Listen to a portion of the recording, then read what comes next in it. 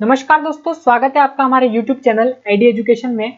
SSC GD की आपकी classes चल रही है और योद्धा बैच के अंतर्गत आपका प्रैक्टिस सेट जो चल रहा है उसी के अंतर्गत 7वां प्रैक्टिस सेट आपके लिए लेकर आए हैं आज। और इसका फ्री पीडीएफ आप हमारे टेलीग्राम चैनल, जिसकी लिंक इस वीडियो के डिस्क्रिप्शन में दी है, वहां से प्राप्त कर सकते हैं।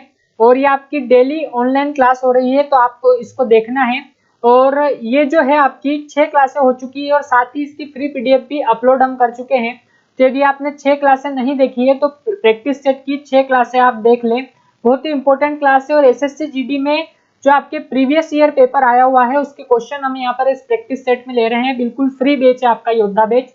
तो यदि आपने अभी तक हमारे चैनल को सब्सक्राइब नहीं किया है, आप नए हैं, तो इसको सब्सक्राइब कर लें। और साथ ही यदि आपको सेशन अच्छा लगे तो इसको शेयर भी करें और लाइक भी करें। तो चलते हैं बिना देरी किए हमारे आज के पहले प्रश्न पर।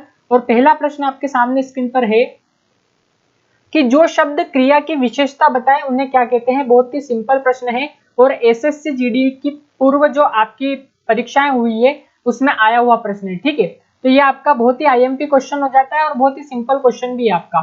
तो जो शब्द क्रिया की विशेषता बताए उन्हें क्या कहते हैं। सर्वनाम कहते हैं, क्रिया विशेषण कहते हैं, समुच्चय बोधक कहते हैं या विशेषण कहते हैं। तो ये प्रैक्टिस सेट आपका ऐसा प्रैक्टिस सेट है जिसमें चारों जो ऑप्शन है उनका विश्लेषण करते हुए हम आगे बढ़ रहे हैं और एक ही क्वेश्चन में लगभग 5 क्वेश्चन हम यहाँ पर सोल्व करने वाले हैं। ठीक है, तो इस प्रश्न का जो सही आंसर होगा वो क्या होगा ये आपको बताना है। तो यहाँ पर जब हम देखते हैं तो जो शब्द क्रिया की विशेषता बताए उन्हें क्या कहते हैं हम। ठीक है, तो यहाँ पर सर्वनाम किसे कहते हैं, सबसे पहले सर्वनाम की चर्चा करेंगे। तो संज्ञा के बदले उसके स्थान पर प्रयोग किए जाने वाले शब्दों को हम क्या कहते हैं, सर्वनाम कहते हैं। इसका उदाहरण देखें तो मैं, वह, आप, तुम, ये सब इसके सर्वनाम के उदाहरण हैं। इसी प्रकार क्रिया विशेषण की चर्चा करें तो क्रिया विशेषण किसे कहते हैं, तो क्रिया की विशेषता बताने वाले शब्दों को क्या कहते हैं, हम क्रिया विशेषण कहते हैं। और विशेषण किसे कहते हैं, तो संज्ञा और सर्वनाम शब्दों की विशेषता बताने वाले शब्दों को क्या कहते हैं, हम विशेषण कहते हैं। और फिर एक और हमारे पास बच जाता है समुच्चय बोधक। तो समुच्चय बोधक क्या होता है यहाँ पर। ठीक है, तो दो शब्दों और दो वाक्यों को जोड़ने के लिए जिस शब्द का हम यहाँ पर प्रयोग करते हैं वो आपका कहलाता है समुच्चय बोधक। ठीक है, जैसे और, तथा, ये सब आपके समुच्चय बोधक होते हैं। ठीक है, तो जैसे हम कहते हैं कि मोहन बाजार गया और वहां से सब्जी लाया, तो और जो यहाँ पर प्रयोग हो रहा है ये समुच्चय बोधक आपका कहलाएगा। तो जो शब्द क्रिया की विशेषता बताए उन्हें ना तो हम सर्वनाम कहेंगे, ना ही आपका समुच्चय बोधक कहेंगे और ना ही विशेषण कहेंगे, क्योंकि इन चारों ऑप्शंस को हमने जब देखा तो एकमात्र ऑप्शन बचता है क्रिया विशेषण, और वही हमारे इस प्रश्न का सही आंसर होगा कि जो शब्द क्रिया की विशेषता बताए उन्हें क्रिया विशेषण कहते हैं। ठीक है, चलते हैं अगले प्रश्न पर। अगला प्रश्न आपके सामने स्क्रीन पर है, निम्न में से कौन सा शब्द समूह जो है वो तालाब शब्द का पर्यायवाची समूह नहीं है। अब आपको यहाँ पर ये ध्यान रखना है कि प्रश्न ध्यान से पढ़ना है। यहाँ पर पूछा है कि तालाब शब्द का पर्यायवाची समूह नहीं है। तो यहाँ पर पहला ऑप्शन हमको दिया है कि तड़ाग, सर और सरोवर। दूसरा दिया है सरिता, हिम, सागर। तीसरा दिया है जलाशय, पुष्कर, सरोवर। और चौथा है सर, तड़ाग, पुष्कर। ठीक है, तो आपको इन ऑप्शन जो दिए हैं इन सबके पर्यायवाची आपको पता होना चाहिए, तभी आप इसका आंसर लगा पाएंगे। तो तड़ाग किसे कहते हैं, तो तड़ाग तालाब को ही कहा जाता है। सर किसे कहते हैं, तो सर आपका जो है तालाब को ही कहा जाता है। और सरोवर भी हम तालाब को ही कहते हैं। लेकिन जो सरिता है आपका, वो सरिता नदी का पर्यायवाची होता है। इसको सरिता, सलीला भी हम कहते हैं। इसके अलावा भी नदी के कई पर्यायवाची होते हैं आपके। हिम किसका पर्यायवाची होता है, तो हिम जो है आपका बर्फ का पर्यायवाची होता है। और सागर जो है वो समुद्र का पर्यायवाची होता है। ठीक है, इसी प्रकार जलाशय, पुष्कर और सरोवर ये तीनों आपके तालाब के पर्यायवाची होते हैं। और सर, तड़ाग, पुष्कर ये भी आपके तालाब के ही पर्यायवाची होते हैं। तो यहाँ पर क्या पूछा है कि कौन सा समूह, जो शब्द समूह है वो तालाब का पर्यायवाची शब्द समूह नहीं होगा। ठीक है, तो यहाँ पर सरिता जो है वो नदी का हो जाता है। तो वही हमारे इस प्रश्न का सही आंसर होगा जो दूसरे ऑप्शन में दिखाई दे रहा है। पहला तो यहाँ पर तालाब का पर्यायवाची है इसलिए गलत हो जाएगा, क्योंकि हमसे पूछा है कौन सा नहीं है। तीसरा भी गलत हो जाएगा क्योंकि ये भी तालाब के ही पर्यायवाची। और चौथा भी गलत हो जाएगा क्योंकि ये भी सभी सर, तड़ाग और पुष्कर तालाब के ही पर्यायवाची है। तो आपको यहाँ से एक प्रश्न क्लियर हो गया होगा कि तालाब के कौन कौन से पर्यायवाची होते हैं। तो सर, तड़ाग, पुष्कर, सरोवर, जलाशय ये सब आपके किसके पर्यायवाची होते हैं, तालाब के। और सरिता, सलीला, नदी, ये सब आपके किसके, नदी के पर्यायवाची होते हैं। हिम जो होता है वो बर्फ का, और सागर समुद्र का पर्यायवाची होता है। तो यहाँ पर दूसरा वाला जो ऑप्शन रहेगा वही हमारे इस प्रश्न का करेक्ट आंसर हो जाएगा, जो कि तालाब शब्द का पर्यायवाची समूह नहीं होगा। अगले प्रश्न का रुख करते हैं। अगला प्रश्न इंपॉर्टेंट है। अनेक शब्दों के लिए एक शब्द या इसे वाक्यांश के लिए एक शब्द भी कहते हैं हम। तो निम्न वाक्यांश के लिए सार्थक शब्द या का सही विकल्प आपको चुनना है। तो जो सब कुछ जानता है उसे क्या कहेंगे, इसका आंसर आपको बताना है, ठीक है। तो जो सब कुछ जानता है उसे हम सामंत कहेंगे, या सर्वे सर्वा कहेंगे, या सर्वस्व कहेंगे, या फिर सर्वज्ञ कहेंगे। तो जो सब कुछ जानता हो उसे क्या कहेंगे हम, ठीक है। तो इन चारों ऑप्शन के जो अर्थ होते हैं, चारों शब्दों के जो अर्थ हैं ऑप्शन में जो दे रखे हैं वो आपको पता होगा, तो आप इसका आंसर बता पाएंगे। तो जो सब कुछ जानता हो उसे तो हम सर्वज्ञ कहेंगे, लेकिन सर्वस्व, सर्वे सर्वा और सामंत भी यहाँ पर हम समझने वाले हैं। तो तीसरे प्रश्न का जो सही आंसर हो जाएगा वो हो जाएगा सर्वज्ञ। जो सब कुछ जानता है उसे सर्वज्ञ कहते हैं, जो अल्प जानता है उसे अल्पज्ञ कहते हैं, ठीक है, ये आपको ध्यान रखना है। अब बात आती है सामंत किसे कहते हैं। तो हम देख लेते हैं कि सामंत किसे कहते हैं। तो राजा के अधीन रहकर राजा जैसा व्यवहार करने वाला जो एक व्यक्ति नियुक्त करते हैं उन्हें हम सामंत कहते हैं। इसी प्रकार सर्वे सर्वा किसे कहते हैं। तो जो प्रधान व्यक्ति होता है, जो सर्व प्रधान होता है, जिसे हम कर्ता धर्ता भी कहते हैं, ठीक है, तो वो आपका सर्वे सर्वा कहलाता है। फिर देखते हैं सर्वस्व क्या होता है। तो जो कुछ अपना हो वह सब, उसे हम सर्वस्व कहेंगे। और इसको एक शब्द में यदि हम बताएं तो सब कुछ आपका सर्वस्व कहलाता है। वो सर्वज्ञ हमने आपको बताया ही कि जो सब कुछ जानता है उसे सर्वज्ञ कहेंगे। तो इन तीनों ऑप्शन के भी अर्थ यहाँ पर हमने जान लिए। तो इस प्रश्न का जो सही आंसर हो जाएगा कि जो सब कुछ जानता है उसे क्या कहेंगे, तो उसे सर्वज्ञ कहेंगे। अगला प्रश्न देखते हैं। अगला प्रश्न है चौथा प्रश्न कि अजय की बुद्धि भ्रष्ट हो गई है। उक्त वाक्य में जो बुद्धि शब्द प्रयुक्त हुआ है उसके स्थान पर उसके समानार्थी शब्द का प्रयोग निम्न में से किस वाक्य में नहीं किया गया है। यह आपको बताना है कि किस वाक्य में नहीं किया गया है। चौथे प्रश्न का सही आंसर क्या होगा ये आपको बताना है। तो यहाँ पर पहला ऑप्शन देखिए हम, तो पहला ऑप्शन है कि अजय की अक्ल भ्रष्ट हो गई है, ठीक है। फिर दूसरा ऑप्शन है आपका कि अजय की विधु भ्रष्ट हो गई है। तीसरा है अजय की मति भ्रष्ट हो गई है। और चौथा है अजय की समझ भ्रष्ट हो गई है, ठीक है। तो इसका करेक्ट आंसर आपको बताना है। और साथ ही आपको सेशन अच्छा लग रहा है तो इसको शेयर भी करें, लाइक भी करें, और अगर चैनल पे नए हैं तो इसको सब्सक्राइब कर लें आप। इस प्रश्न का सही आंसर क्या होगा ये आपको बताना है। तो यहाँ पर देखें, तो यहाँ पर बुद्धि के स्थान पर उसके समानार्थी शब्द का प्रयोग किस वाक्य में नहीं हुआ है। तो अजय की अक्ल, बुद्धि का जो समानार्थी होगा वो अक्ल होगा। तो अजय की अक्ल भ्रष्ट हो गई है, ये करेक्ट है। अजय की विधु भ्रष्ट हो गई है, इसको अभी यहीं पर रखते हैं हम। अजय की मति भ्रष्ट हो गई है, तो मति भी आपका बुद्धि का ही समानार्थी होगा। और अजय की समझ भ्रष्ट हो गई है, ये भी आपका बुद्धि का ही समानार्थी है। तो पहला, तीसरा और चौथा ये तीनों तो सही है, लेकिन हमको बताना है कि कौन सा वाक्य में नहीं किया गया है बुद्धि के समानार्थी शब्द का प्रयोग। तो विधु जो है वो यहाँ पर गलत हो जाएगा, जो कि बुद्धि का समानार्थी नहीं होगा। तो दूसरा वाला ऑप्शन यहाँ पर करेक्ट होगा, क्योंकि तीनों तो बुद्धि के समानार्थी है, लेकिन हमसे पूछा है कौन सा नहीं है। तो दूसरा वाला ऑप्शन यहाँ पर इस प्रश्न का सही आंसर हो जाएगा। पहला, आपका तीसरा और आपका जो चौथा है, तीनों ऑप्शन यहाँ पर गलत हो जाएंगे। अगले प्रश्न पर चलते हैं। थाली का बैंगन होना मुहावरे का सही अर्थ बताना है आपको। तो यहाँ से एक और आपका जो प्रश्न बनता है वो हर प्रैक्टिस सेट में आपको बता रहे हैं कि मुहावरे जो शब्द लिया गया है, मुहावरा वो कहाँ से लिया गया है। तो मुहावरा शब्द का निर्माण महावीरा शब्द से हुआ है, ये आपको ध्यान रखना है। कई परीक्षाओं में पूछा जाता है ये क्वेश्चन, ठीक है। तो यहाँ पर थाली का बैंगन होना मुहावरे का सही अर्थ क्या होगा कि जल्दी दोस्त बन जाना, सिद्धांतहीन व्यक्ति होना, इधर उधर की बातें करना, या फिर आपका बैंगन की सब्जी बनाना। तो आपको ये ध्यान रखना है कि जब मुहावरे का अर्थ हमको बताना रहता है तो मुहावरा कभी भी सीधा अर्थ नहीं देता। जैसे कि थाली का बैंगन होना, तो बैंगन की सब्जी बनाना जो यहाँ पर सीधा अर्थ बता रहे हैं ये आपका गलत हो जाएगा ऑप्शन, ठीक है। अब बचते हैं आपके पास तीन ऑप्शन।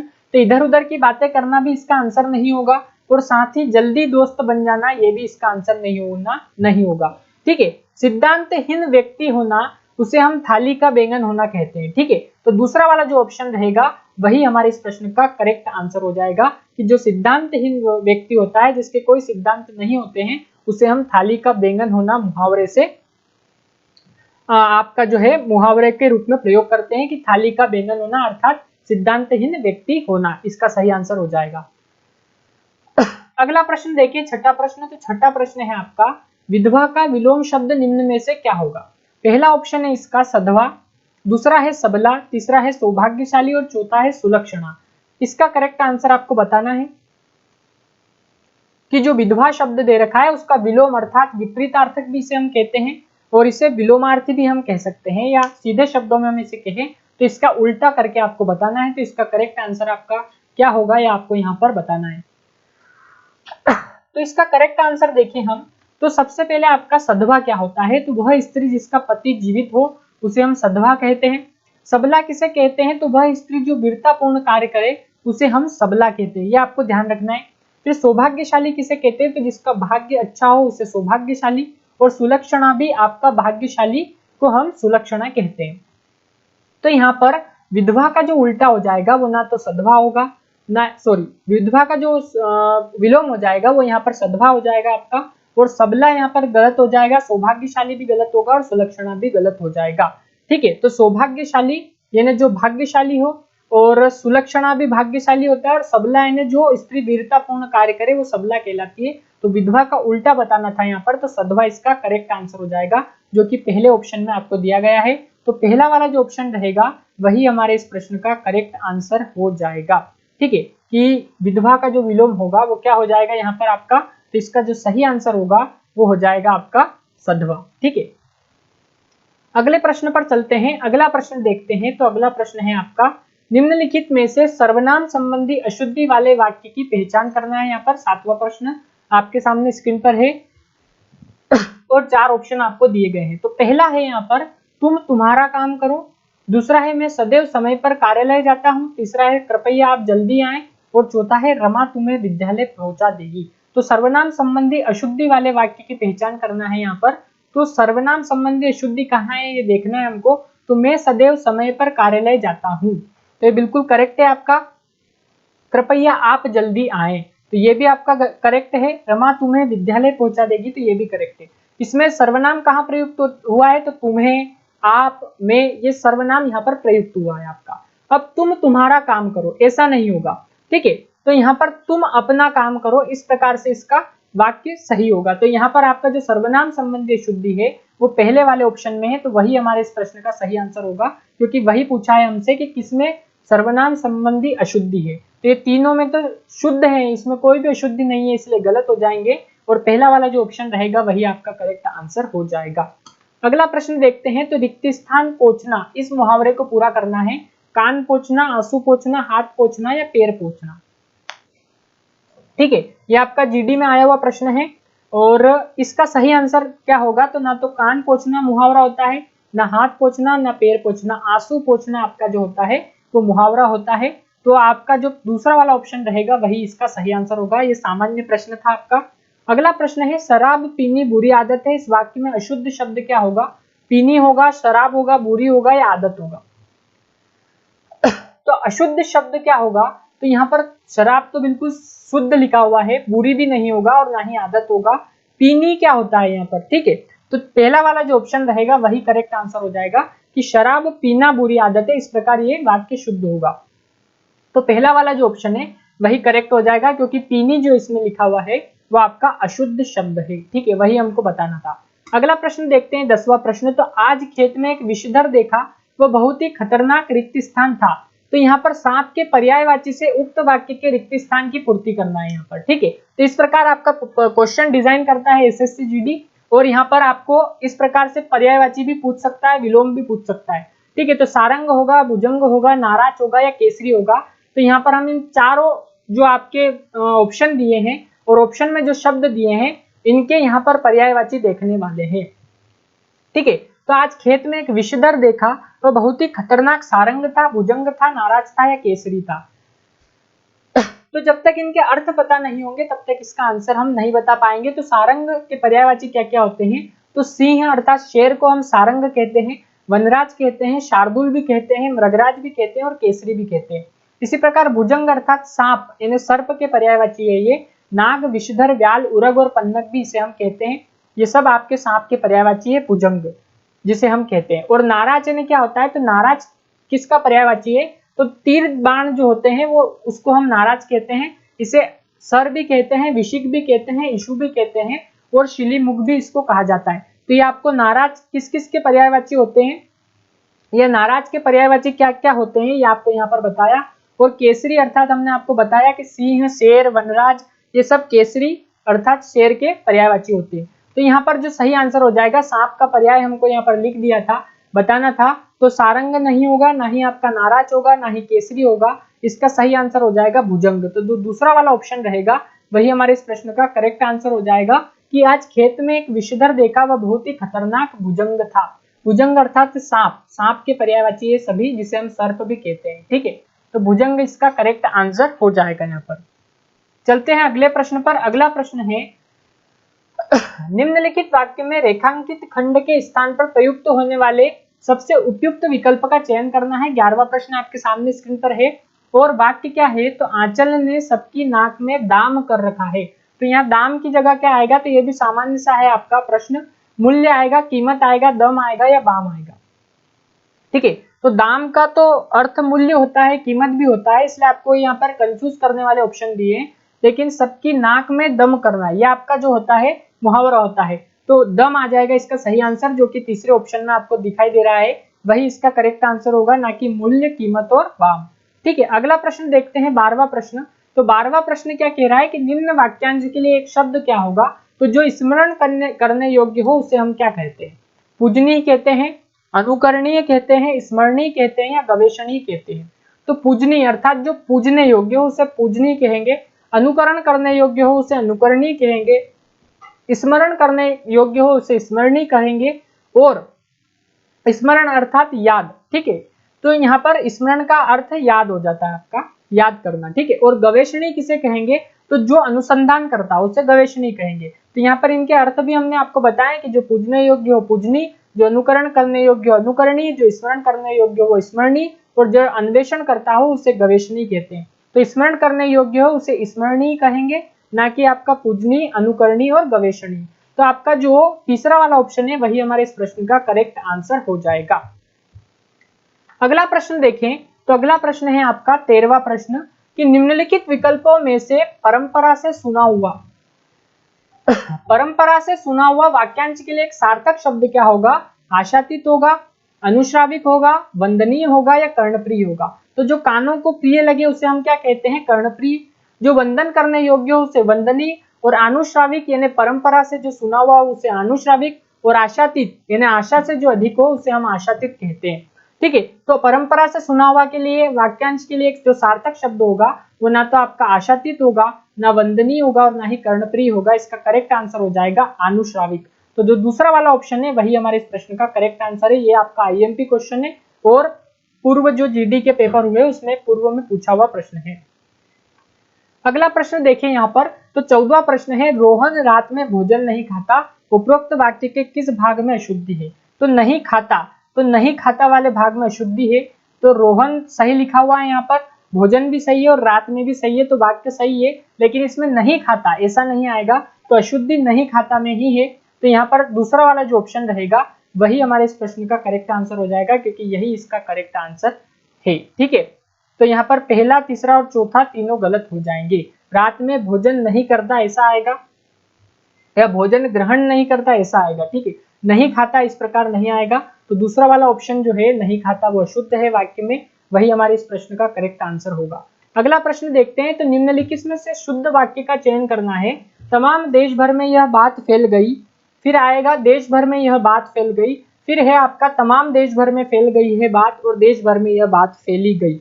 तो यहाँ पर शुद्ध वाक्य का चयन करना है कि शुद्ध वाक्य क्या होगा, इसका करेक्ट आंसर आपको बताना है। तो इस प्रश्न का करेक्ट आंसर क्या होगा, 15वें प्रश्न का ये आपको बताना है यहाँ पर। ठीक है, तो आपको शेयर भी कर देना है। फिर से हम बता रहे हैं आपको कि यदि सेशन अच्छा लगे तो इसको शेयर करना है, लाइक करना है, और चैनल पर नए हैं आपको तो सब्सक्राइब कर लेना है चैनल। ठीक है, तो 15वें प्रश्न का सही आंसर क्या होगा, तो तमाम देश भर में यह बात फैल गई। ठीक है, तो तमाम लगाने की यहाँ कोई जरूरत नहीं थी, देश भर में यह बात फैल गई, ये आपका सही हो जाता। तो तमाम की वजह से गलत हो गया। शुद्ध वाक्य का चयन करना है, देश भर में यह बात फैल गई बिल्कुल शुद्ध है, तमाम देश भर में फैल गई है बात, यह अशुद्ध हो जाएगा। और देश भर में यह बात फैली गई, ये भी अशुद्ध हो जाएगा। तो जो दूसरा वाला ऑप्शन रहेगा वही करेक्ट आंसर होगा, क्योंकि शुद्ध वाक्य यही है कि देश भर में यह बात फैल गई। और देश भर जो है आपका वह एक साथ आएगा आपका लिखा हुआ, ठीक है। जैसे कि पहले वाले ऑप्शन में आपको तमाम की वजह से और देश भर अलग अलग है, इसकी वजह से ये अशुद्ध हो गया, इसलिए वो हमारा गलत हो जाएगा। अब देखते हैं गद्यांश। गद्यांश से रिलेटेड आपके इस प्रकार प्रश्न आते हैं, तो रिक्त स्थान की पूर्ति करना रहती है। तो 16वां प्रश्न आपके सामने है कि बच्चों पर ही भविष्य निर्भर है, बच्चों पर ही ब्रह्मांड निर्भर है, बच्चों पर ही भूत निर्भर है, और बच्चों पर ही आपका जो है वर्तमान निर्भर है।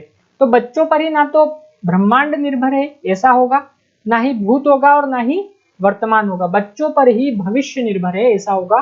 तो पहला वाला जो ऑप्शन रहेगा वही इसका करेक्ट आंसर हो जाएगा। फिर आगे पढ़ते हैं गद्यांश को। तो दूसरा हमको रिक्त स्थान बताना है। यहाँ पर 17वां प्रश्न है आपका, और वही हमारी बेसहारा है, हमारी भविष्य है, हमारी निराशा है या हमारी आशा है। और वही हमारी ना तो भविष्य होगा, ना ही बेसहारा होगा और ना ही निराशा होगा, आशा इसका करेक्ट आंसर होगा, जो कि चौथा ऑप्शन में आपको दिखाई दे रहा है। और वही हमारी आशा है, इस प्रकार ये यहाँ पर दूसरा रिक्त स्थान पूर्ण होगा आपका। फिर देखते हैं तीसरा रिक्त स्थान, जो कि 18वां प्रश्न है आपका। इसलिए आज संसार में बुजुर्गों की मनोवृत्ति, नेता की मनोवृत्ति, बच्चों की मनोवृत्ति और विचार की मनोवृत्ति क्या आएगा, इसका सही आंसर आपको बताना है, ठीक है। तो यहाँ पर देखें हम, तो यहाँ पर इसका जो सही आंसर हो जाएगा वो क्या होगा, तो ना तो बुजुर्गों की आएगा, ना नेता की आएगा, ना विचार की आएगा। यहाँ पर जो सही आएगा वो आ जाएगा बच्चों की मनोवृत्ति, ठीक है। इसलिए आज संसार में बच्चों की मनोवृत्ति आएगा। तो यहाँ पर आपका जो दूसरा ऑप्शन है गलत होगा, चौथा भी गलत हो जाएगा, और बुजुर्गों वाला जो पहला वाला ऑप्शन है वो भी गलत हो जाएगा। इसका सही आंसर हो जाएगा बच्चों की मनोवृत्ति, ठीक है। अब अगला प्रश्न देखें, तो 19वां प्रश्न है, और चौथे रिक्त स्थान की पूर्ति गद्यांश में करना है। यदि हमें भूत की चिंता है, वर्तमान की चिंता है, भविष्य की चिंता है और ब्रह्मांड की चिंता है, तो इसका करेक्ट आंसर क्या हो जाएगा। तो यहाँ पर इसका जो करेक्ट आंसर हो जाएगा वो ना तो भूत होगा, ना वर्तमान होगा और ना ही ब्रह्मांड होगा। इसका सही आंसर तीसरा वाला ऑप्शन में जो दे रखा है वही इसका सही आंसर होगा, कि यदि हमें भविष्य की चिंता है, तीसरा वाला जो ऑप्शन है वही करेक्ट आंसर हो जाएगा। और आखिरी प्रश्न और गद्यांश में जो 5वां रिक्त स्थान है वो देखना है, तो हमें बुजुर्गों की भी चिंता करनी होगी, प्रौढ़ों की भी चिंता करनी होगी, बच्चों की भी चिंता करनी होगी और कल्याण की भी चिंता करनी होगी। तो इसका करेक्ट आंसर क्या हो जाएगा, तो यदि हम देखें इसको, तो यहाँ पर बच्चों की भी चिंता करनी होगी ऐसा आ जाएगा। तो यहाँ पर बुजुर्ग नहीं आएगा, प्रौढ़ भी नहीं आएगा और कल्याण भी नहीं आएगा, बच्चों का इसका जो तीसरे वाले ऑप्शन में दे रखा है वही सही आंसर आएगा। तो यहाँ पर इस प्रकार से आपको ये गद्यांश देंगे और इसमें रिक्त स्थान देंगे, तो इस प्रकार इसकी पूर्ति करना रहेगी। तो ये 20 इंपॉर्टेंट प्रश्न थे जो कि आपके एसएससी जीडी के पेपर में आए हुए प्रश्न है, सारे आए हुए क्वेश्चन है, ठीक है। तो यहाँ पर आपका 7वां प्रैक्टिस सेट यहाँ पर समाप्त होता है। और इसके साथ ही आपको फॉलो करना है हमारा व्हाट्सएप चैनल, इस पे आपको गवर्नमेंट जॉब से रिलेटेड जानकारी प्राप्त होगी और साथ ही क्लासों से रिलेटेड नोटिफिकेशन भी यहाँ पर हम डाल देते हैं। जो आपका यूट्यूब क्लास होती है वो वहाँ पर हम डाल देते हैं, तो उसकी लिंक से आप वहाँ पे देख सकते हैं कि कौन सी क्लास होने वाली है आगे भी, ठीक है। और इसके साथ ही इसकी फ्री पीडीएफ जो सेशन हुआ है वो हमारे टेलीग्राम चैनल, जिसकी लिंक इस वीडियो के डिस्क्रिप्शन में दी है, वहां से आप इसकी फ्री पीडीएफ प्राप्त कर सकते हैं, ठीक है। तो बने रहिए हमारे साथ और देखते रहिए हमारा यूट्यूब चैनल एडी एजुकेशन। धन्यवाद।